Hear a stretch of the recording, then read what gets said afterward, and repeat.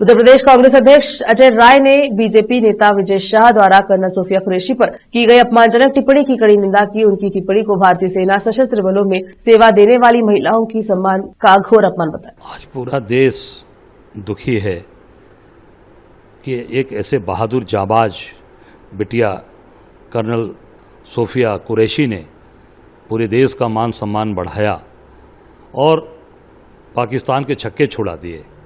आज उस बिटिया का अपमान भारतीय जनता पार्टी के मंत्री विजय शाह मध्य प्रदेश के हैं, उनके द्वारा किया जा रहा है। ये केवल सोफिया का विरोध नहीं है, ये पूरी नारी का अपमान है, ये सेना का अपमान है, देश के 140 करोड़ जनता का अपमान किया है भाजपा ने। मैं मोदी जी जो देशभक्त बनते हैं उनसे मेरा निवेदन है कि तत्काल ऐसे मंत्री को बर्खास्त करें और देशद्रोह का मुकदमा उनके ऊपर कायम करें। निश्चित तौर से उस पर कड़ी से कड़ी कार्रवाई होनी चाहिए, क्योंकि ये पूरे सेना का और देश का अपमान किया, नारी शक्ति का अपमान किया है।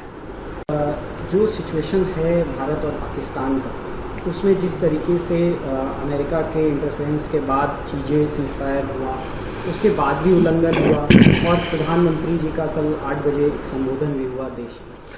नहीं, देश आज दुखी है, देश के लोग हतप्रभ हैं, परेशान हैं कि कल मोदी जी ने देश के अपने राष्ट्र के संबोधन में एक बार भी सीज फायर की चर्चा नहीं की।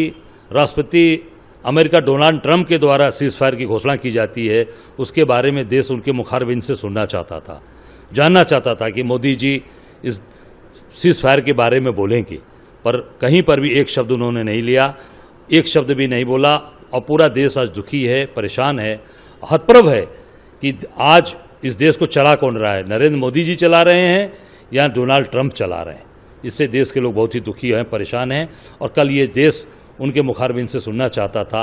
इस बारे में मोदी जी ने एक शब्द भी नहीं बोला, बल्कि यहाँ तक डोनाल्ड ट्रंप ने कहा कि अगर समझौता आप सीज फायर नहीं करोगे तो आपके सारे व्यापार बंद होंगे।